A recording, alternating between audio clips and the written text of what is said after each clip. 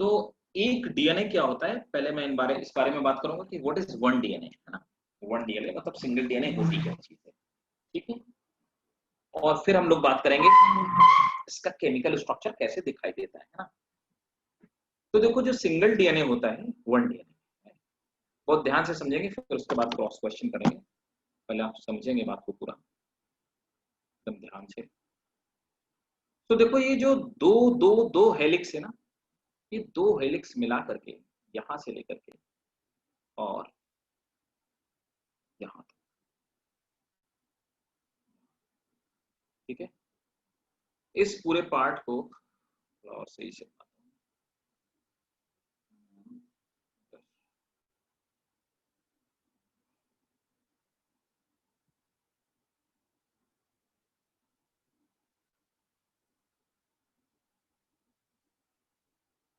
यहां से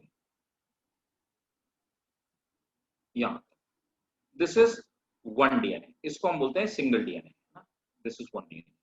और एक डीएनए में दो हेलिक्स होते हैं, आप देख पा रहे होंगे इसमें दो हेलिक्स हैं, तो इसीलिए आप ये कहते हैं कि DNA is double helical structure, double helical structure. तो एक हेलिक्स ये हो गया और एक हेलिक्स ये हो गया, ठीक है ना। अब आप देख पा रहे होंगे कि डीएनए की जो बैकबोन है ना, ये ब्लू कलर के जो आपको बेल्ट दिखाई दे रहे हैं, ये ब्लू कलर के बेल्ट जिस चीज से बने हुए हैं, ये दो चीजों से मिलकर के बने हुए हैं, है ना। देखिए, तो ये वाला जो बेल्ट आपको ब्लू कलर का दिखाई दे रहा है, this is backbone of DNA, है ना। ये डीएनए की बैकबोन है और इसी के बेसिस पे ये डीएनए स्टेबल रहता है। तो this is backbone of DNA, backbone of DNA. आपको डायग्राम बनाना चाहिए कायदे से। और देखिए डीएनए की बैकबोन दो चीजों से मिलकर के बनी है, शुगर एंड फॉस्फेट बैकबोन, है ना। तो शुगर और फॉस्फेट मिलकर के डीएनए की बैकबोन का फॉर्मेशन करते हैं। तो मैं यहां पे लिख देता हूं, it is made up of sugar plus phosphate, ठीक है। तो पहली बात ये हो गई कि DNA is double helical structure, क्यों? क्योंकि दो हेलिक्स से मिलकर के बना हुआ है और हेलिक्स में जो उसकी बैकबोन है वो शुगर और फॉस्फेट से मिलकर के बनी। तो सीढ़ियों में जैसे वो बैम्बू होते हैं, ये जो पोल्स होते हैं, बिल्कुल वैसे ही, जिस आप समझिए जैसे कोई लैडर हो और उस पूरे लैडर में, है ना, 10 डंडे लगे हो बीच में क्रॉस में, तो आप समझिए कि वो एक डीएनए है ना। और उस डीएनए में जो पोल्स हैं वो उसकी बैकबोन है और दोनों शुगर या फॉस्फेट से बने होते हैं। उनके बीच में ये जो क्रॉस में जो डंडे लगे होते हैं, तो ये बेस पेयर की तरह फंक्शन करते हैं। अब ये बेस पेयर क्या है? बेस पेयर बेसिस से मिलकर के बने होते हैं, they are made up of bases, ठीक है। बेसिस क्या है? आप देखिए, बेसिस दो तरह के होते हैं, है ना। कौन कौन से? एक प्यूरिन्स, ठीक है, और दूसरे पायरामिडिन, पायरामिडिन, ठीक है, प्यूरिन्स और पायरामिडिन। तो बीच में जो आपके डंडे, तो बेस पेयर, तो दो बेस पेयर है ना, बेस के पेयर है ना। तो देखिए दो बेस यहां पर है, इसलिए इसको दो बेस पेयर कहा जाता है। बेसिस कैसे होते हैं? ये नाइट्रोजनस बेसिस है actually, nitrogenous bases. Nitrogenous bases दो तरह के होते हैं, प्यूरिन्स और पायरामिडिन्स। पायरामिडिन्स में कौन कौन से आते हैं और प्यूरिन्स कौन, कोई बता सकता है? पायरामिडिन कौन कौन से होते हैं? बोलो भाई, बोलो बोलो बोलो। सर क्या बोल रहे हैं? पायरामिडिन्स कौन होते हैं और प्यूरिन्स कौन होते हैं? बताइए भाई। पायरामिडिन में हेक्सागोनल में नाइट्रोजन बीच में आता है। हाँ, कौन कौन कौन से, क्या क्या क्या बोल रहे हो खास कर? हमें मुझे सुनाई नहीं दिया। पायरामिडिन्स कौन कौन से होते हैं? नहीं पता? किसी को नहीं पता? अरे भाई, ये तो पता होना चाहिए था, बहुत सिंपल सी बात है। सर ये मेजर और माइनर, वो मैं बताता हूँ, वो बात की बात करता हूँ, पहले जो पूछ रहा हूँ वो बताओ। मैं ये बताओ जो पहले पूछा। पायरामिडिन में नाइट्रोजन रिंग के बीच में नहीं आता है हेक्सागोनल। अरे घूसा मारेंगे तुम्हारे। पायरामिडिन्स, प्यूरिन्स और पायरामिडिन्स दो होते हैं। तो प्यूरिन्स में दोनों में नाइट्रो, अरे ये प्यूरिन्स और पायरामिडिन दोनों नाइट्रोजनस बेसिस हैं। तो प्यूरिन्स में कौन कौन आते हैं, कौन कौन से बेसिस प्यूरिन बेसिस कहे जाते हैं और कौन कौन से बेसिस पायरामिडिन बेसिस कहे जाते हैं, ये मैं question, that is my question. Nitrogen पे नेगेटिव चार्ज। कुछ भी बोल रहा है लड़का, बट कल किया था सर रोज केमिस्ट्री में पायरिमिडीन। किया था, केमिस्ट्री में किया था। हाँ जी, और नाम याद रखो। पायरिडीन था, हाँ क्या था? उसमें एम नहीं था। हाँ एन था। देखो देखो, चलो अच्छा छोड़ो, मैं ये बता देता हूँ। प्यूरिन्स में आता है एडेनिन, इधर का है एडेनिन, स्टैंड्स फॉर ए, ठीक है ना। दूसरा ग्वानिन, स्टैंड फॉर बी। देखो डीएनए में एडेनिन और ग्वानिन पाया जाता है ना, ठीक है ना। और आरएनए में भी एडेनिन और ग्वानिन पाया जाता है। अब आ जाते हैं पायरामिडिन्स में। पायरामिडिन्स में होते हैं सॉरी साइटोसिन और थाइमिन, ठीक है। तो साइटोसिन, तो साइटोसिन को सी से रिप्रेजेंट करते हैं, और थाइमिन, थाइमिन को टी से रिप्रेजेंट करते हैं। लेकिन जब बात आरएनए की होती है तो आरएनए में थाइमिन नहीं पाया जाता है, थाइमिन की जगह पाया जाता है क्या? यूरासिल, ठीक है ना। तो यूरासिल को यू से रिप्रेजेंट करते हैं। लेकिन यूरासिल पाया जाता है आरएनए में, और डीएनए में क्या पाया जाता है? थाइमिन, ठीक है। तो डीएनए में 4 बेसेस पाए जाते हैं, एडेनिन, थाइमिन, ग्वानिन और साइटोसिन। लेकिन जब ये आरएनए का केस होता है तो आरएनए में भी 4 बेसेस पाए जाते हैं, एडेनिन, यूरासिल, ग्वानिन और साइटोसिन। तो डीएनए और आरएनए में सिर्फ एक ही चीज डिफरेंस है। वो डिफरेंस क्या है कि आरएनए में यूरासिल पाया जाता है और यूरासिल की जगह डीएनए में थाइमिन पाया जाता है। Is it clear to everyone? Sir तो इसमें डिफरेंस क्या है?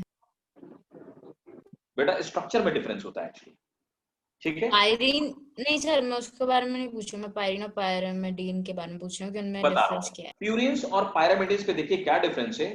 प्यूरिन्स जो होती है जैसे एडेनिन और ग्वानिन हो गई है ना, तो प्यूरिन्स में 2 रिंग पाई जाती हैं, है ना। तो प्यूरिन्स में एक हेक्सागोनल रिंग होती है, ठीक है, और दूसरी पेंटागोनल रिंग होती है। ये प्यूरिन का स्ट्रक्चर है, ठीक है ना। और पायरामिडिन्स पे क्या होता है, सॉरी उल्टा कर दिया, एडेनिन ये ऊपर बनाना चाहिए था। प्यूरिन्स में प्यूरिन्स में एक हेक्सागोनल रिंग से, तो प्यूरिन डबल रिंग से मिलकर के बने, और दूसरी पेंटागोनल रिंग, है ना। ये प्यूरिन्स हो गए, ठीक है। और जो पायरामिडिन्स होते हैं ये सिंगल हेक्सागोनल रिंग से मिलकर बनी होती है। So that is the difference between purine और पायरामिडिन, है ना। अब देखो प्यूरिन्स में क्या होता है, एक बहुत बेसिक सी चीज बता देता हूं। एक नाइट्रोजन यहां पाया जाएगा, मतलब कहां पे? फर्स्ट पोजीशन में। दूसरा नाइट्रोजन यहां पाया जाएगा, ठीक है ना, इस पोजीशन में। और एक NH2 ग्रुप, है ना, मतलब एमाइड ग्रुप। तो एक नाइट्रोजन यहाँ पे फंक्शनल ग्रुप के फॉर्म में जुड़ा होगा, और एक नाइट्रोजन यहाँ पे पाया जाएगा, और एक नाइट्रोजन यहाँ पे पाया जाएगा 7th और 9th पोजीशन में, 7th, ठीक है, 7th और 9th पोजीशन में, है ना। तो ये नाइट्रोजन यहाँ पाए जाते हैं, ठीक। और लेकिन अगर हम इसके बारे में बात, इसके जगह अगर हम बात करें थाइमिन या साइटोसिन में, इसमें भी 3 नाइट्रोजन पाए जाते हैं, rather than 2 नाइट्रोजन पाए जाते हैं, 3 एक यहाँ पे और एक यहाँ पे। इतनी बेसिक बात है, बस इतना समझते, ठीक है ना। तो पायरिन और प्यूरिन्स और पायरामिडिन दोनों नाइट्रोजनस बेस हैं। अब देखो, तो यहां तक बताओ, किसी को कोई डाउट हो? पहले पहले तो यहां तक बताओ, एनी डाउट? सर यहाँ पे आपने एक हेलिक्स किसको कहा है? क्या बेटा? एक है वन, यहाँ पे जो आपने बोला ना डबल हेलिकल स्ट्रक्चर। हाँ, तो एक हेलिक्स का मतलब बेटा वो ये वाला पार्ट, दिस वन, पूरा है ना। ये पांच नाइट्रोजनस बेसिस एक हेलिक्स है, और ये बाकी के 5 नाइट्रोजनस 2 बेसिस है, ठीक है। ओके। अब डीएनए क्या होता है, अब आप समझो, आपके पास एक रबर की सीढ़ी है, रबर की सीढ़ी खिलौने वाली, है ना, जिसमें जिसमें ऐसे 10 डंडे लगे हुए हैं। आपने सीढ़ी को 20 से पकड़ा और उसको मरोड़ दिया 180 डिग्री में, ठीक है, तो बिल्कुल डीएनए जैसा दिखाई देने लगेगा। अब क्या होता है, समझिए बात को, यहां पर गड्ढा ज्यादा दिखाई दे रहा है ना, ये गहरा है ना, यस सर। तो इसे हम लोग बोलेंगे मेजर ग्रूव, मेजर ग्रूव, है ना। और इधर ये गड्ढा हल्का है, कम गहरा है, तो इसको क्या बोलोगे? माइनर ग्रुप बोलोगे, ठीक है। एक डीएनए में कितने नाइट्रोजनस बेस पेयर पाए जाते हैं? तो एक डीएनए में सिर्फ 10 नाइट्रोजनस बेस पेयर पाए जाते हैं, ठीक है। So one DNA have 10 nitrogenous base pair. Clear है? Yes sir. ठीक है, तो फिर से मैं बताता हूं, डीएनए में क्या होता है कि डीएनए डबल हेलिकल स्ट्रक्चर है, ठीक है। अच्छा, अब देखो ये जो बैकबोन है डीएनए की, इसके लिए हम एक टर्म और यूज करते हैं, we also call it strand. क्या बोलते हैं? स्ट्रैंड। तो स्ट्रैंड कितने हैं डीएनए में? 2 हैं, है कि नहीं? तो इसीलिए हम बोलते हैं DNA is double helical, DNA is double stranded structure, double stranded structure. Clear है? स्ट्रैंड किसके बने होते हैं? Strand work like backbone. किस चीज के बने होते हैं? शुगर एंड फॉस्फेट के। ठीक है, राइट। डीएनए के बीच, हाँ सर 2 कहाँ से पता चला? क्या? अच्छा, ये यार एक ये जा रहा है, दिख रहा है ना? दिखा? और दूसरा ये जा रहा है, अब बताओ कहां से पता लगा? अच्छा आप एक, अच्छा मुझे लगा पूरी बॉडी कोई में। भी बता देगा। मैत्री कैसे कैसी बातें कर रही हो? सर वो क्या है ना, इसके पहले थोड़ा टेस्ट था तो अच्छा, इसलिए। तो इसलिए दिमाग काम नहीं कर रहा है। सर दिमाग तो काम कर रहा है लेकिन बड़ी लो एनर्जी में कर रहा है। अच्छा ठीक है, ग्लूकोज रखा करो न्यूरॉन्स को रिचार्ज करने के लिए, है ना? सर पूरा का पूरा डब्बा है डेयरी मिल्क का मेरे पास। डेयरी मिल्क ग्लूकोज वो वाला? सर दोनों में ही कैलोरी होती है सर। अच्छा, नहीं glucose fresh, actually are neurons need fresh glucose. और किसी भी आदमी की बॉडी में कितना भी ग्लूकोज पड़ा हो, फ्रेश ग्लूकोज, न्यूरॉन्स उसको 50 मिनट में एग्जॉस्ट कर देते हैं, and 60% fresh glucose is consumed by neurons only. Biologically आपके लिए बात। तो अगर कोई आदमी ये कहता है कि मैं 2 घंटे लगातार पढ़ता हूं with full concentration, he is telling a lie. Technically nobody can study with the full efficiency for more than 50 minute because we our neuron exhaust all fresh glucose in 50 minutes only। और ठीक है? Sir अगर मैंने कह दिया मैंने 4 घंटे बिल्कुल आंखों गाड़ के बिल्कुल क्या कहते हैं दिमाग लगा के पढ़ा है तो एफिशिएंसी आपकी धीरे धीरे धीरे धीरे घटती जाती है after 50 minute. It will keep on diminishing. Practically वो पॉसिबल नहीं हो सकता है कि आप ब्रेक लेकर के पढ़ सकते हैं। ठीक है, चलिए आइए आगे की बात करते हैं। अब देखिए 2 मिनट के ब्रेक में भी एफिशिएंसी बढ़ जाती है। नहीं यार, न्यूरॉन्स को रिचार्ज होने में टाइम लगता है। तो एक डिब्बा ग्लूकोज रखा करो, जब आपको लगे कि यू आर गेटिंग एग्जॉस्टेड तो 2 चम्मच ग्लूकोज डाला, ठीक है ना, और डाल करके पानी डाल के उसमें पी लिया, ठीक है, you will feel more energetic. ज्यादा पियोगे तो फिर शुगर कन्वर्ट हो जाएगी, वो हमारे लिवर में चली जाएगी, लिवर ग्लाइकोजन में कन्वर्ट करेगा, ग्लाइकोजन फैट में कन्वर्ट कर देगा and you will become fatty. ठीक है? Okay sir. अब देखिए, तो एक डीएनए में 10 नाइट्रोजनस बेस पेयर पाए जाते हैं। नाइट्रोजनस बेस पेयर किस चीज के बने होते हैं? नाइट्रोजन बेस पेयर 2 तरह के होते हैं, प्यूरिन्स और पायरामिडिन्स। प्यूरिन्स कौन कौन होती हैं? Adenine, guanine. और पायरामिडिन्स कौन कौन होती है? Cytosine, thymine and uracil. ठीक है, प्यूरिन्स पायरामिडिन में क्या डिफरेंस है? प्यूरिन्स 2 रिंग से मिलकर बने होते हैं, they are made up of 2 rings and one ring is hexagonal, another ring is pentagonal, right? And pyrimidines, they are made up of single rings only। ठीक है, हमेशा जब डीएनए बनता है तो बेस पेयर में पाए जाते हैं। एडेनिन हमेशा डबल हाइड्रोजन बॉन्ड बनाता है थाइमिन के साथ में, और ग्वानिन हमेशा ट्रिपल हाइड्रोजन बॉन्ड बनाता है साइटोसिन के साथ में। तो हमेशा ATGC ऐसे ही कनेक्ट होता है। ये बात तब है जब डीएनए में नाइट्रोजनस बेस की पेयरिंग हो रही होती है। लेकिन अगर यही नाइट्रोजनस बेस की पेयरिंग आरएनए में हो रही होती तो कॉम्बिनेशन क्या होता है? एडेनिन यूरेसिल के साथ में डबल हाइड्रोजन बॉन्ड बनाता और ग्वानिन साइटोसिन के साथ में ट्रिपल हाइड्रोजन बॉन्ड बनाता। So that's how pairing takes place. ठीक है, पक्का क्लियर है सबको? Yes sir. Yes sir. ठीक, हाँ सर जी बताइए। तो ये जो कलरफुल से ये बीच में नहीं, यही है ना नाइट्रोजन बेस? हाँ बेटा, ये नाइट्रोजन बेस पे देखो पेयर है ना, 2 कलर के बने हैं ना, रेड और येलो, है ना? ये येलो वाला थाइमिन है, ठीक है, रेड वाला क्या है? एडेनिन। तो वही मैंने बताया कैसे होगा, AT है ना, और GC। ये देखो ब्लू वाला ग्वानिन है और ग्रीन वाला साइटोसिन। अब देखो जितनी इंफॉर्मेशन मैंने 10 नहीं है, ये 10 से ज्यादा है। ये बहुत डीएनए बटा थोड़ा ना होता है। डीएनए तो हमारी न्यूक्लियस के अंदर 1 किलोमीटर लंबा तक डीएनए हो सकता है, लेकिन 1 किलोमीटर लंबा डीएनए तो हम मानेंगे, उसमें काउंट करेंगे कि कितने नाइट्रोजनस बेस पेयर हैं, 10 से डिवाइड कर दो और पता लग जाएगा कि एक आपके न्यूक्लियस में कितने डीएनए हैं। तो डीएनए कहीं बटा नहीं होता, समझे ना? अच्छा ओके। अब देखो पता है, अब आप समझो ना, जैसे रोड में आप ट्रेवल करते हो, आप बोलो हमने 100 किलोमीटर चल लिया, तो हर किलोमीटर के बाद रोड टूटी थोड़ा ना होती है, वो तो इंटरकनेक्टेड है ना। 100 मीटर काउंट करके आप बता देते हो 1 किलोमीटर।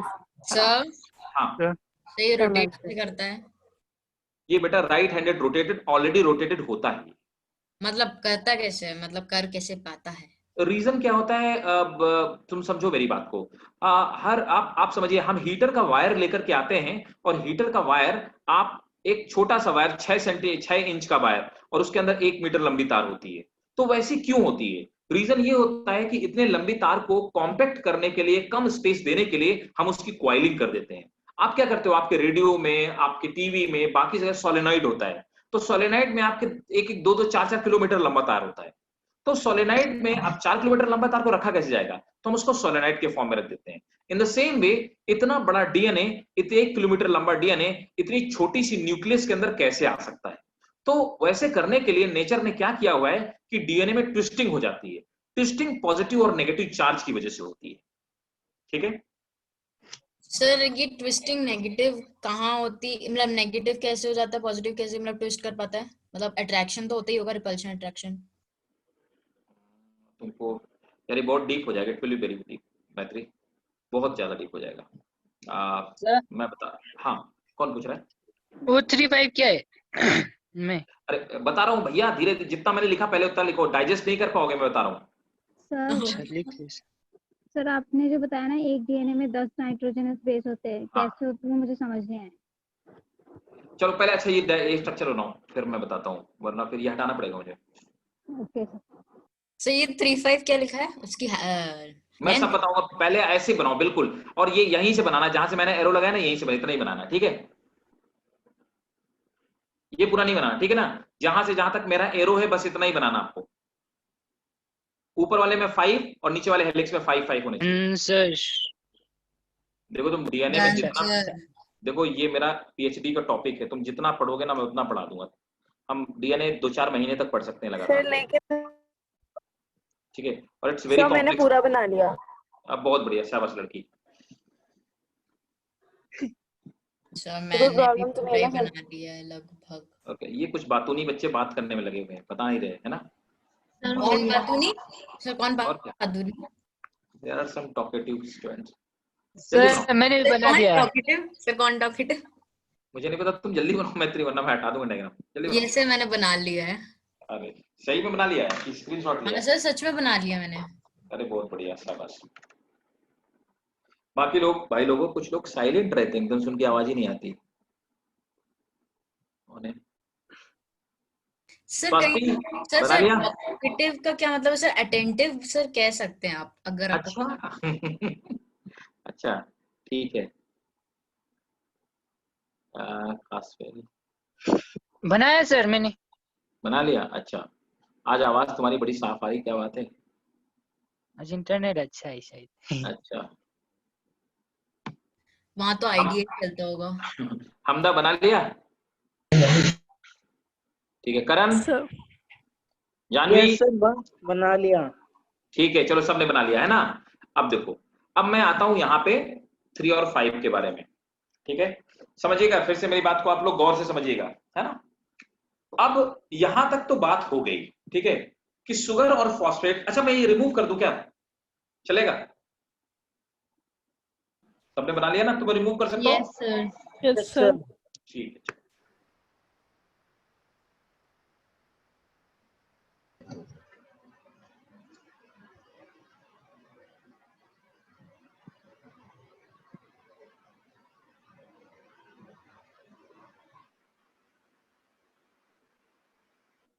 आप देखिए भाई, समझिए बात को, ये जो शुगर होती है ना, तो शुगर आखिर कौन सी शुगर होती है? पेंटोज शुगर, ठीक है? पेंटोज शुगर, है ना? तो इसमें पेंटोज शुगर पाई जाती है। पेंटोज शुगर का स्ट्रक्चर कैसा होता है? पेंटोज शुगर का स्ट्रक्चर कुछ ऐसा होता है, यहां पे ऑक्सीजन, ठीक है ना, कार्बन, कार्बन, कार्बन, कार्बन, और यहां पर एक CH2 ग्रुप लगा होता है, ठीक है ना? अब देखो, हम करते क्या है कि अब बाकी ज्यादा डिटेल में मैं स्ट्रक्चर नहीं बनाऊंगा, ठीक है? OH H OH और H और यहाँ पर भी H। अब देखो अपन इसकी नंबरिंग कर लेते हैं। अब जब नंबरिंग करेंगे तो हम ऐसे करते हैं 1 2 3 4 और 5, ठीक है। तो होगा क्या कि अगर ऊपर वाले सिरे में यहां पे इसका 5 प्राइम एंड है तो सबसे आखिरी वाला इसी का, तो इसका जो सबसे आखिरी वाला जो आखिरी वाली शुगर होगी उसमें नीचे कौन सा एंड आएगा, समझ आया? सर ये 3 और 5 ही क्यों दिया है? क्योंकि ये 3rd कार्बन नीचे है और ऊपर 5 कार्बन है। सर वो 5 वाले कार्बन को क्यों दिया? उसमें तो एक ग्रुप भी अटैच्ड है ना, फंक्शनल। नहीं तो हम कार्बन का नंबर तो 550 नंबर होगा ना कार्बन का। 5 प्राइम एंड इसको बोलते हैं, this is called 5 prime and, और नीचे वाले को बोलेंगे 3 प्राइम एंड। अच्छा ओके क्लियर? सर। तो देखो अब जैसे डीएनए है तो डीएनए का जो नाइट्रोजन बेस पेयर है, अब उसमें अब आप देखते हो ऊपर क्या हुआ 5 प्राइम एंड, अब इसके नीचे फिर से एक शुगर होगी, है ना? क्लियर है सर? हाँ, उन 2 और 3 में से 3 नीचे है। अच्छा 3 नीचे नहीं होगा, फिर कौन सा होगा? 3 तो नीचे होगा, आखिरी वाला इधर पे 2 कौन आएगा? 2 और 3 में से भी 3 नीचे होगा सर। 2 अंदर की तरफ आएगा ना और 3 बाहर की तरफ आएगा। तो ये कैसा स्ट्रक्चर है? सर नहीं 2 का OH भी तो बाहर जा रहा है। अरे चाचा सर रुको, सुनो मेरी बात को। सर अच्छा तुम लोग ये बना लिए नहीं बना ली, बताओ ये बना लिया? बना नहीं, सर। सर। ये अंदर बाहर का कॉन्सेप्ट क्या है? अरे रुको पहले, दम्बो कहीं के, रुको अच्छा तो बैठो तो अभी थोड़ी देर फॉस्फेट का भी नोट करो, फिर मुझे डायग्राम हटाने दो।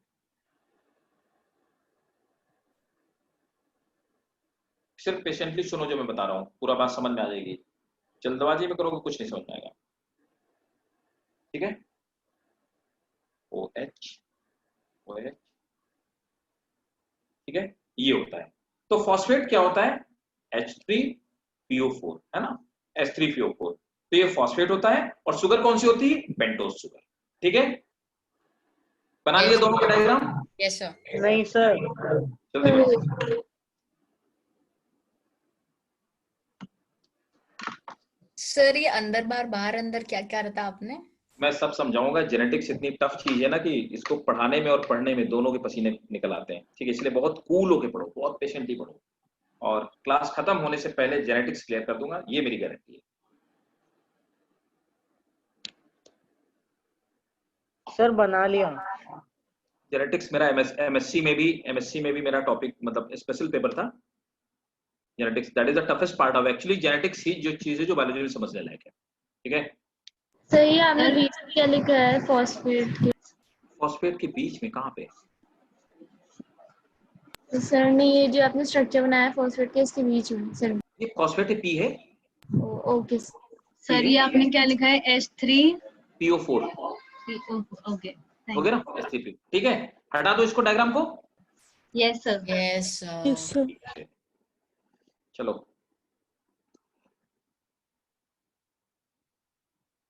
रुको, आप दोबारा समझिए बात को।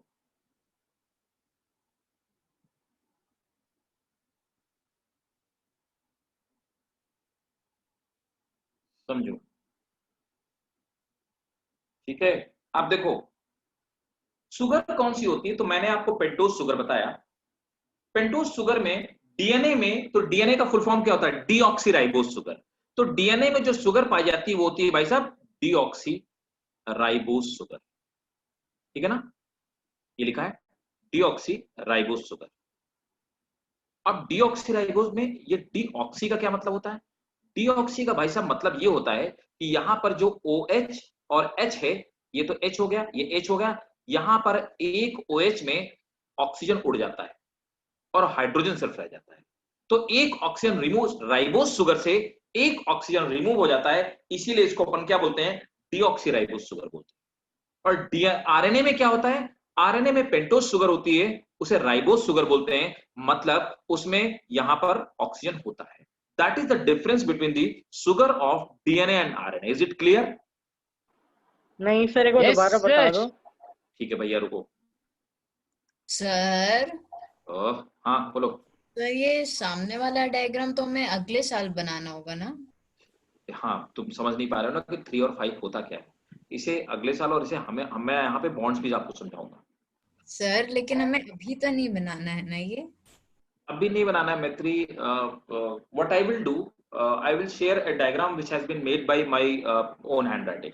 ठीक है, I will share with Nishkarsh ji and he will share with you. ठीक है, तो आप ऐसा करेंगे, आप लोग वो डायग्राम बना लीजिएगा। Right, thank you sir. मुक्ति मिली है ना? समझ रहा था मैं। देखो ये हो गया आपका पेंटोज शुगर, है ना? ठीक है, CH2OH। तो अब देखो क्या होता है यहाँ पे H, तो डीऑक्सीराइबोज में क्या होता है OH, और यहाँ पर क्या हुआ, एक ऑक्सीजन निकल गई। समझ गए ना?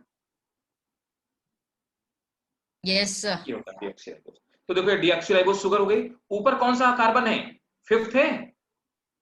Yes, sir. ठीक है, नीचे कौन सा कार्बन है? 5th है। Third. 3rd, हाँ ये 3rd है, और एक कौन है? 5th है।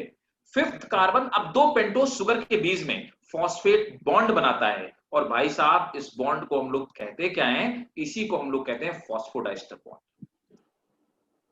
Phosphodiester bond. ठीक है, तो 2 फॉस्फेट के बीच में ये क्या हो रहा है? 2 फॉस्फेट के बीच में फॉस्फोडाइस्टर बॉन्ड होता है। क्लियर? समझ में आ गया पक्का? अब देखो ये क्या है? थाइमीन, और ये क्या है? एडेनिन। तो अब यहां पर देखिए पेंटोज शुगर, तो 2 शुगर के बीच में फॉस्फोडाइस्टर बॉन्ड है ना, और पेंटोज शुगर और नाइट्रोजनस बेस के बीच में कौन से बॉन्ड बने हुए हैं? ये बॉन्ड भाई साहब जो बने हुए हैं इनको हम कहते हैं ग्लाइकोसिडिक बॉन्ड। क्या कहते हैं? Glycosidic bond. ठीक है सर फॉस्फेट किसके बीच के बीच बना है? फॉस्फोडाइस्टर बना हुआ है, देखो ना, 2 ईस्टर बॉन्ड हो गए ना, ये बना हुआ है 2 शुगर के बीच में, 2 पेंटोज शुगर के बीच में। अच्छा तभी तो हम कहते हैं कि डीएनए की बैकबोन 2 चीजों से मिलकर बनी है। किसकी? पेंटोज शुगर और फॉस्फेट से। ठीक है, अब ऊपर वाला 5 प्राइम एंड सबसे जो किसके बीच में? क्या सर ये ग्लाइको बॉन्ड वाला किसके बीच अरे में? देखो ना, साफ साफ मैंने एरो बना रखा है, ये पेंटोज शुगर और इसके बीच में नाइट्रोजनस बेस के बीच में। देखा? समझ आया? है ना ये? ठीक है, अब देखिए हाँ, अब नाइट्रोजनस बेस, ये जो 2 नाइट्रोजन बेस है इनके बीच में कौन कौन सा बॉन्ड है? Hydrogen bond. अब देखिए मैंने क्या बताया था? 80 क्या हो नहीं? क्या हो रहा है? 80 आवाज आ रही ना? Yes sir. हाँ, 80 एडेनिन और थाइमीन के बीच में क्या होगा? Double hydrogen bond. और CG कैसा होगा? Triple hydrogen bond. ठीक है, अब देखो आप समझ आया 3 प्राइम एंड, तो किसी भी डीएनए में अगर ऊपरी वाले हिस्से में उसके 5 प्राइम एंड है तो दूसरे में क्या होगा? आखिरी वाले में 3 प्राइम एंड। आप समझ आया 3 to 5 प्राइम एंड का मतलब क्या हुआ? Yes, sir. सर हाँ सर अंदर बाहर तो समझ में नहीं आया मुझे, वो क्या बोल रहा था कि एक अंदर है एक बाहर है। अरे नानी समझो, अभी हम समझा रहे हैं। देखो ये क्या है? दूसरा वाला किधर है?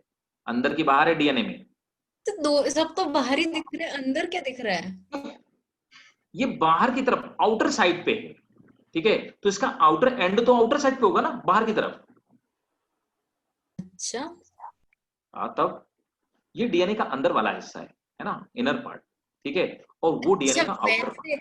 सर अब समझ में आया मुझे, वो समझ में नहीं आ रहा था अंदर बाहर अंदर बाहर। अब देखो समझो बात को, साइड और आउटर साइड के बारे में सबको समझ में आ गया ना? अभी क्लियर है? अब देखो डीएनए, बहुत ध्यान से समझना, डीएनए में यहां पे देखो शुगर का मुंह ऊपर की तरफ है, ऑक्सीजन ऊपर है ना, और यहां पे किधर है? नीचे की तरफ। तो अगर इस डायरेक्शन में ये 3 to 5 प्राइम एंड है, तो दूसरा वाला जो स्टैंड होगा कैसा होगा? 3 to राइट 5 to 3 होगा। तो दूसरा वाला हमेशा 5 to 3 प्राइम एंड होगा। तो अगर इधर 3 प्राइम एंड है तो इस तरफ 5 प्राइम एंड होगा, और इस तरफ, ठीक है क्लियर? सर सर ये तो Yes, 5 to 3 था, अब 3 to 5 होगा ना? हाँ, ये 3 to 5 हो गया। तो अगर डीएनए में 2 स्ट्रैंड है ना, जैसे ये डीएनए के 2 स्ट्रैंड हो गए, तो अगर ये वाला स्ट्रैंड 3 to 5 प्राइम एंड है, तो बट नेचुरल ये वाला कैसा होगा? 3 to 3 to 5. है ना, इसीलिए हम सर कहते हैं। हाँ बोलो वो फासिल। आरएनए में थायमीन की जगह बस दैट्स इट, यूरेसिल हो जाएगा और कुछ नहीं। और कुछ नहीं। लेकिन भैया आरएनए हमेशा, obviously RNA generally single stranded ही होता है, यस सर। और वायरस में कैसा हो सकता है? डबल. राइट, डबल स्ट्रैंडेड भी हो सकता है ना, जैसे एचआईवी में होता है। अब देखिए, तो डीएनए को हम क्या बोलते हैं? तो पहले मैंने बताया कि डीएनए की डेफिनेशन क्या है। DNA is double helical. कोई doubt? No sir. DNA is double stranded. कोई doubt? Sir No, no sir. Sir. And this is antiparallel. Antiparallel, दोनों स्टैंड कैसे हैं? एक दूसरे के Parallel. अपोजिट रन करते हैं, इसीलिए कैसा है? Anti parallel. क्लियर है? Yes, sir. Yes. ठीक है, शाबाश, समझ आ गया? Yes sir. Yes, sir. Okay, तो नोट करो फिर इसको। Done sir.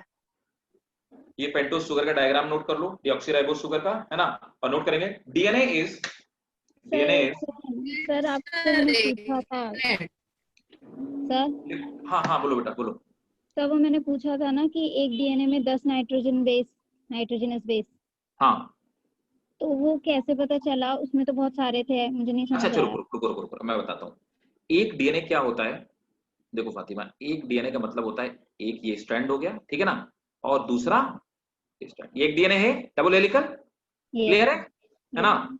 अब इसमें क्या है, इस वाले हेलिक्स में 1 2 3 4 एंड 5 पेयर नाइट्रोजन बेस है।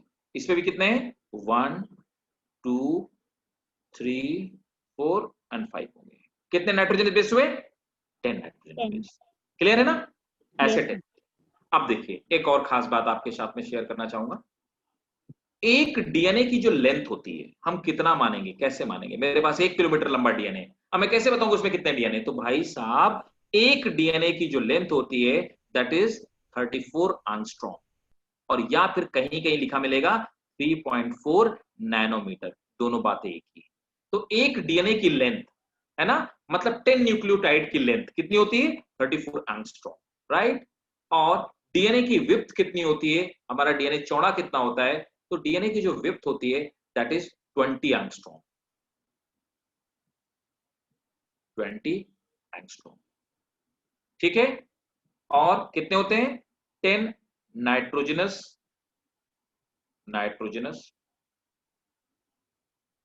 बेस पेयर पाए जाते हैं डीएनए में। तो DNA have 10 nitrogenous base pair, है ना, 2 स्ट्रैंड, और वे स्ट्रैंड किसके बने होते हैं? दीज स्ट्रैंड्स कैसे होते हैं? एंटी पैरेलल होते हैं। किसके बने होते हैं? पेंटोस और प्लस फॉस्फेट के बने होते हैं। क्लियर है? Yes sir. आप बताओ, Yes, डीएनए sir. में किसी को कोई डाउट हो बताइए। No sir.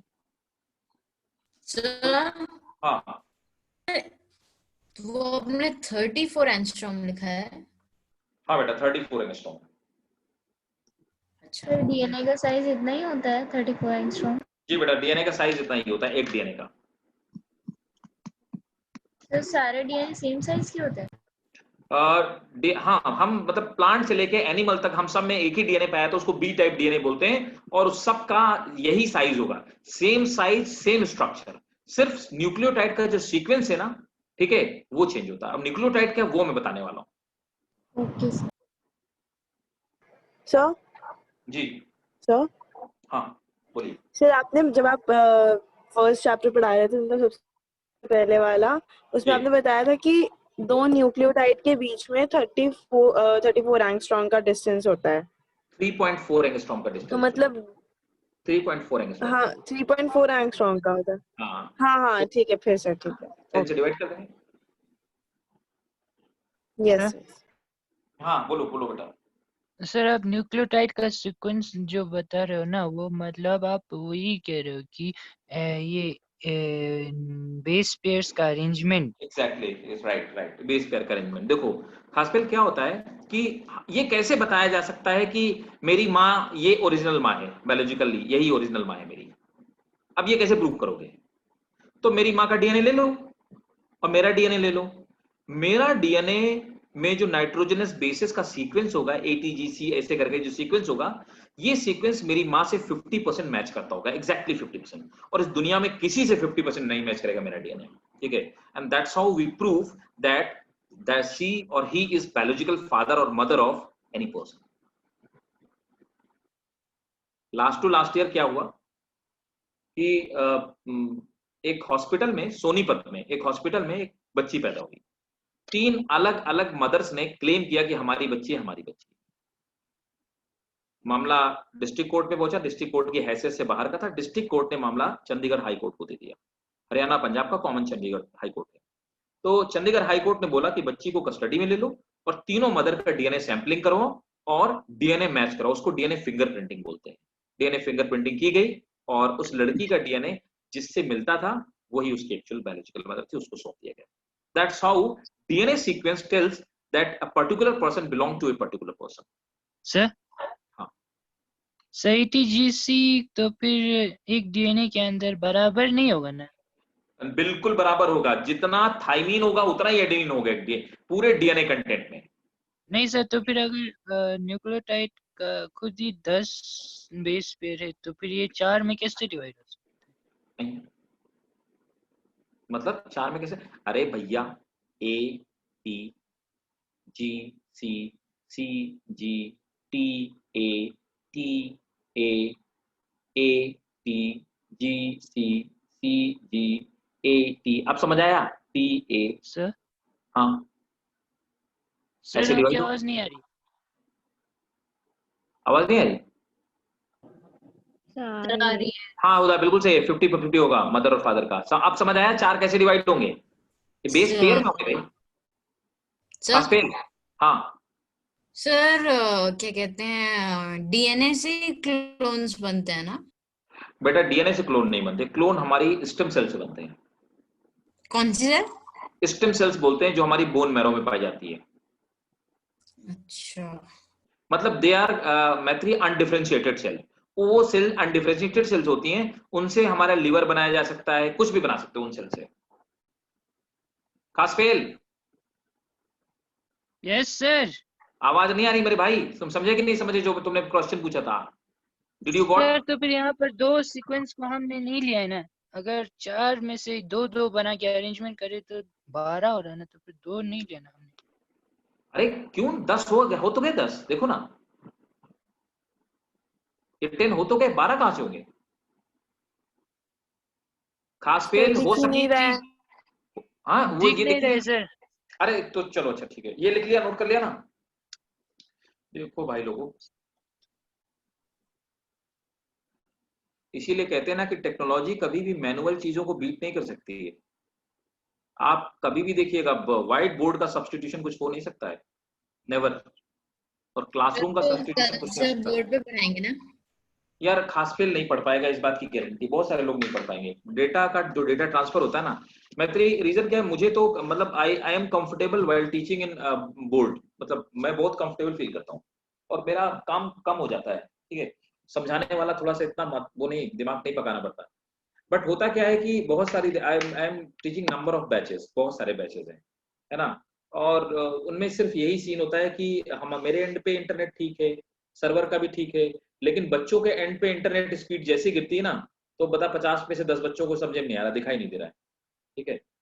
So and it happens in each and every class, इसलिए मैं थोड़ा रिस्क नहीं लेता हूँ। अब देखो क्या है कि एक डीएनए क्या है, समझो बात को। खास पे जो तुम कह रहे थे सर यहाँ पर नहीं लिया है एक sequence.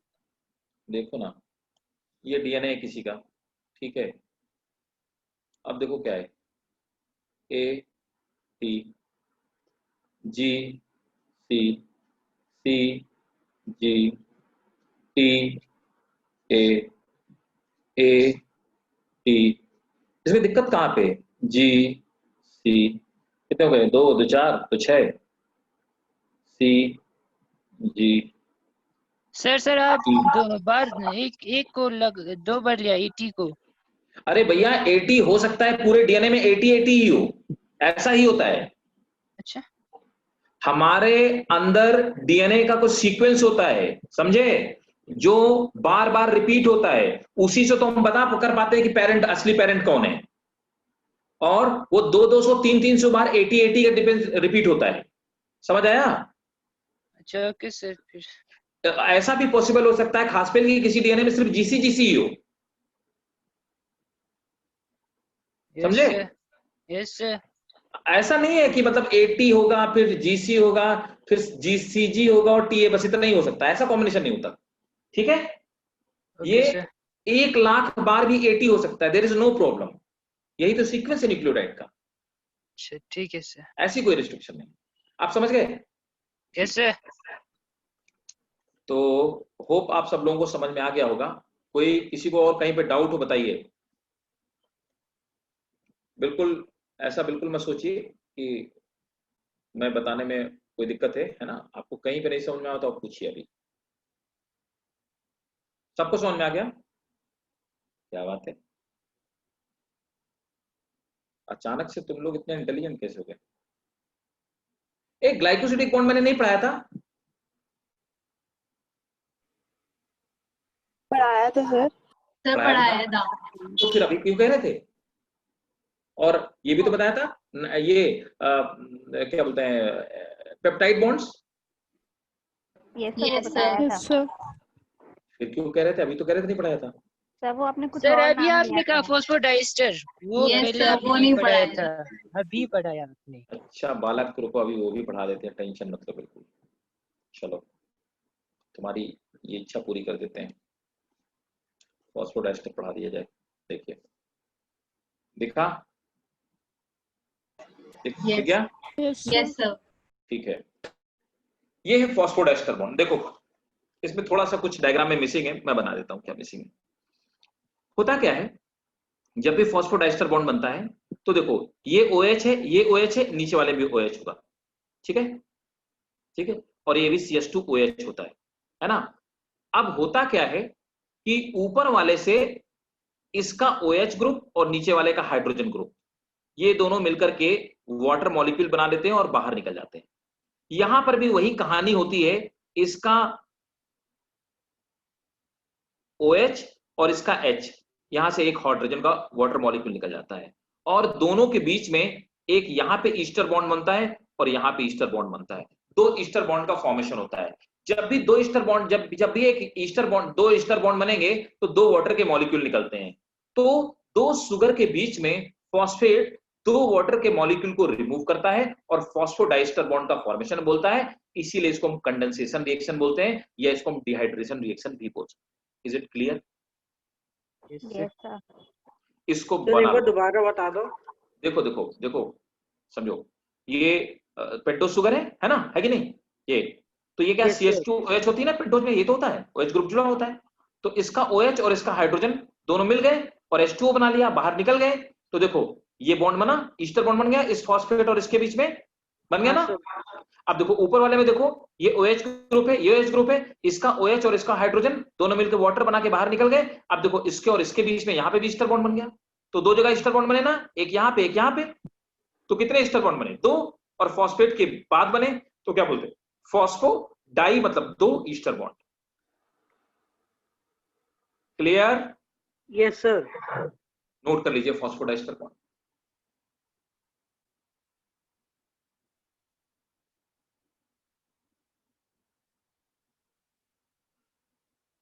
Done? Good. No sir, no sir. अच्छा नो सर। बताओ सबको समझ में आया डीएनए की नहीं समझ में आया? सर आ गया। Yes sir. पूरा डायग्राम बनाना, तभी कह रहा था पेशेंस रखो, सब समझ में आ जाएगा। सर ये पूरा डायग्राम बनाना है? नहीं बेटा ये बना लो, सुनो ना, पेंटोज शुगर का स्ट्रक्चर बना लो, ये पांच कोने इसके बना लो पेंटोज शुगर का, ये पेंटोज बनाओ और इसके ये बीच का ये वाला डायग्राम बना लो, बस ये वाला ऐसा डायग्राम, ये हिस्सा बना लो, दिस पार्ट है ना, इस पार्ट को। तो ये एनसीईआरटी नहीं में है? बना सर। ये एनसीईआरटी में नहीं मिलेगा, जितने मैंने बॉन्ड्स बनाए ना आपको एनसीईआरटी में मुश्किल मिलेगा, और जिस तरह से मैंने आपको समझाया आपको किसी बुक में नहीं मिलेगा।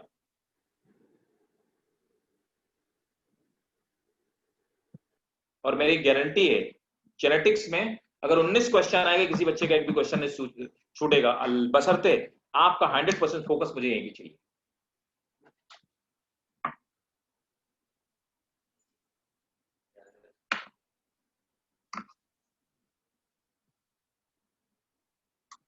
Done sir. सर हाँ सर कोचिंग ऑफलाइन स्टार्ट होगा तो आप आएंगे पढ़ाने? फातिमा, सर से बात तो हो रही है, देखो मतलब आई ट्राई, आ सकता हूँ, कोशिश करता हूँ मैं थोड़ा सा।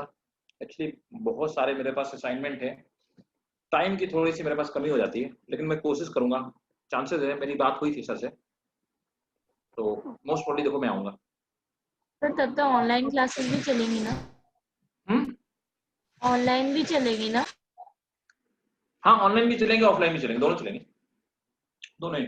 कुछ बच्चे ऑफलाइन आना चाहते हैं, अब देखते हैं कौन कौन आते हैं, कितने बच्चे आते हैं, क्योंकि बड़ा मतलब डाइसी टाइप की सिचुएशन है। क्योंकि देखो पता क्या होता है, सर तो बच्चे यार बहुत सारे आना चाहेंगे लेकिन उनके पेरेंट नहीं भेजेंगे। जैसे मैं खुद ही अपने बच्चों को नहीं भेजना चाहूंगा स्कूल, है ना, सिचुएशन ऐसी हो गई।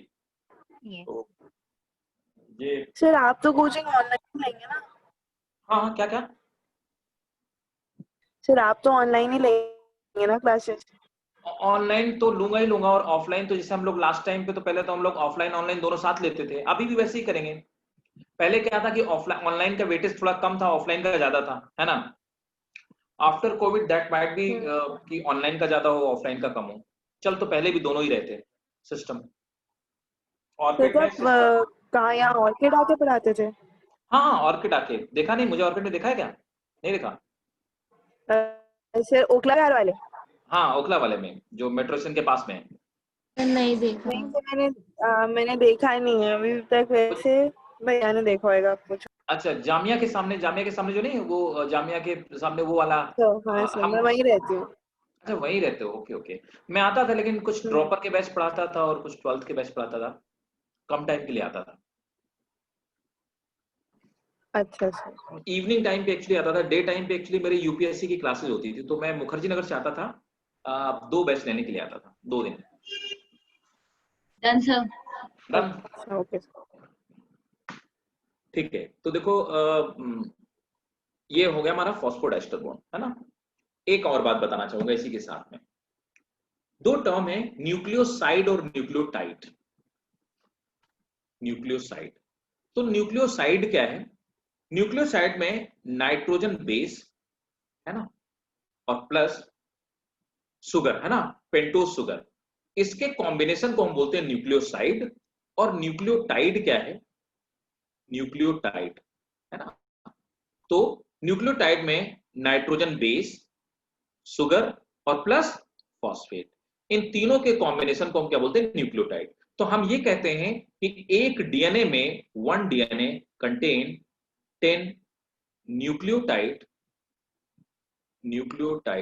Base pair. आप समझ आया, है ना, clear? Yes sir. Yes sir. ठीक है, तो ये पूरी कहानी थी डीएनए की। सर न्यूक्लियोसाइड कहाँ होता है? न्यूक्लियोसाइड मतलब फॉस्फेट हटा दो, न्यूक्लियोसाइड है ना। तो पहले न्यूक्लियोसाइड सर बनता अगर है, फॉस्फेट नहीं होगा तो फिर ये लोग नहीं पहले, अच्छा डीएनए बनता होगा ना तो असेंबली शुरू होती होगी ना, तो पहले कौन आया? पहले सुगर आया क्या? तो पहले क्या हो, पहले सुगर थी, सुगर में नाइट्रोजन बेस जुड़ गया तो न्यूक्लियोसाइड बन गया, उसके बाद दोनों के बीच में फॉस्फोडाइस्टर बन गया, बॉन्ड बन गया, तो फॉस्फेट आ गया तो न्यूक्लियोटाइड बन गया, तब डीएनए बना। सर हाँ सर तो सर मतलब न्यूक्लियस डीएनए बिना न्यूक्लियोटाइड के मतलब फॉस्फेट के तो नहीं बन सकता ना? हाँ नहीं नॉट एट ऑल, नहीं बिल्कुल नहीं बन सकता, तो DNA ऐसा खाली न्यूक्लियोसाइड हमें कहीं मिलेगा ही नहीं।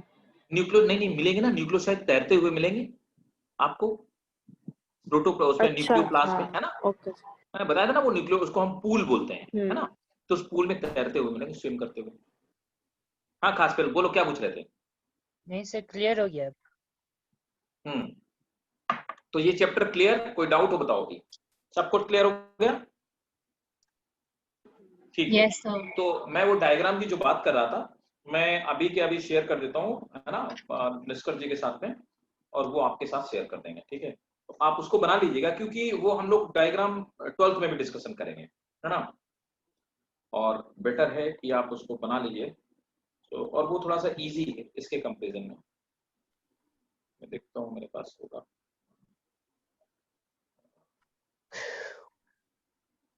तब तक कोई भी और कोई डाउट हो, कोई क्वेरी हो, तो ये चैप्टर ओवर हो गया और हम लोग क्या स्टार्ट करने वाले हैं, एनिमल फिजियोलॉजी। ठीक है, तो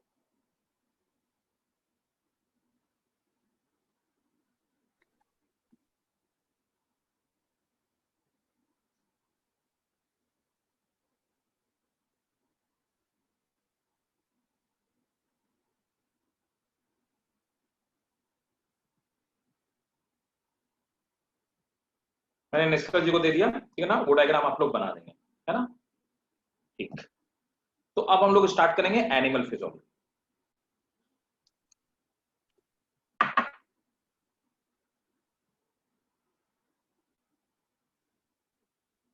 अब देखो ये थोड़ा सा इंटरेस्टिंग वाला पार्ट है एनिमल फिजियोलॉजी में। और एनिमल सर फिजियोलॉजी आपने का और पॉइंट भी तो बोले थे। क्या क्या क्या आपने एक और बॉन्ड बोला था ना, एक और बॉन्ड। क्या एक पॉइंट और बोला था, मतलब नहीं सर, मैं बोल रही हूँ। आवाज नहीं आई मुझे, क्या बोल रहे हो। हेलो। हेलो, हाँ बोलो बेटा, आवाज नहीं आ रही तुम्हारी। हाँ सर, अब आ रही है। हाँ, क्या कह रहे हो। तब मैं बोल रही हूँ कि आपने हाँ, एक और बॉन्ड भी तो बोला था कि एक और बॉन्ड समझाना। नहीं, शायद 3 बॉन्ड बचे थे। अरे यही तो बताया ना, न्यूक्लियोसाइड और न्यूक्लियोटाइड के बारे में बोल रहा था तो एक और था शायद। ना भाई, और क्या। तो कल आप जब पॉइंट्स दिखा रहे थे ना, तब जब याद दिला रहे थे, तो हमने ऐसा कुछ मार्क किया था कि 3 नहीं है, मतलब 2 आपने शायद समझा दिए, एक बचा हुआ था। अभी अभी अभी सर कल कल कल कल कल वही तो बताओ, क्या क्या रह गया था। यही तो रह गया था न्यूक्लियोटाइड, मतलब यही तो बताना था। आपने बोला था कि आपने बोला था बॉन्ड्स, है ना, बॉन्ड्स बताना है, नाइट्रोजन, वही मैं वही बोला था, नाइट्रोजन बेसिस की बात कर रहा था। बॉन्ड बताना है, नाइट्रोजन बेसिस बताना और डीएनए का स्ट्रक्चर, ये चीज बताई थी। अच्छा ठीक है सर, मेरे को जब याद आ जाएगा तब मैं मेरे ठीक है, को तो अगर कभी याद आए तो फिर बताना मुझे, है ना, क्या है। अब देखो एनिमल फिजियोलॉजी वाले पार्ट में, है ना, आज ही से स्टार्ट करोगे क्या एनिमल फिजियोलॉजी। Yes sir. फिर कल से कर कल से करते हैं सर, कल शुभ दिन है। आज बहुत सर में हाँ, दर्द है, पेपर भी ठीक है, कोई बात नहीं, नेक्स्ट क्लास से करते हैं, मजा आएगी। अब पता क्या, क्योंकि अभी कुछ हो भी नहीं पाएगा, है ना, 25 मिनट में कुछ खास हो नहीं पाएगा। तो नेक्स्ट क्लास से नेक्स्ट स्टार्ट करते हैं। नेक्स्ट क्लास से हम लोग स्टार्ट करते हैं एनिमल फिजियोलॉजी, ठीक है। और सर जी ओके बताइए। सर हाँ, एक चीज पूछनी है। बोलो बेटा, तो पूछो, बताओ। सर एक सेकेंड, मैं मैसेज कर रही हूँ सर, एक सेकेंड। हाँ लीना बताओ। सर हमने वायरसेस पढ़ा दिया। वायरसेस बेटा मैंने पढ़ा दिया उस वाले बैच में, जो नया बैकअप वाला वाले बैच है। हाँ, कल पढ़ा दिया। सर आप प्लांट, उसकी रिकॉर्डिंग भेज सकते हैं। बेटा एक्चुअली क्या, रिकॉर्डिंग वगैरह पूरा मैनेजमेंट क्लास वास का ना पूरा निष्कर्ष जी के पास रहता है, तो आपको उनसे कोऑर्डिनेट करना पड़ेगा, क्योंकि ओके मैं भी सर। उन्हीं को ज्वाइन करता हूँ ना, सिस्टम वहीं पे है ना। अच्छा, एक चीज और बोलूंगा कि जो लोग प्लांट पढ़ना चाहें, नेक्स्ट क्लास में, बैकअप क्लास में प्लांट होगा, ठीक है ना, तो please do join that backup class ना। अब बैकअप क्लास बिल्कुल मिस मत करिए। कार्सिनोजन, अच्छा अलीना, कार्सिनोजेनिक क्या होता है, any kind of substance that causes cancer is called carcinogen. For sake of example, जैसे कि हम बात करें ये यूरेनियम, है ना, सो यूरेनियम क्या है, uranium causes cancer, that is carcinogen. Arsenic, है ना, आर्सेनिक इज कार्सिनोजन, ठीक है। लेड कार्सिनोजन, तभी तो मैगी को बंद कर दिया गया था ना कुछ दिन के लिए, उसमें लेड का अमाउंट था। सर उसमें लेड डाली क्यों जाती थी बाय द वे।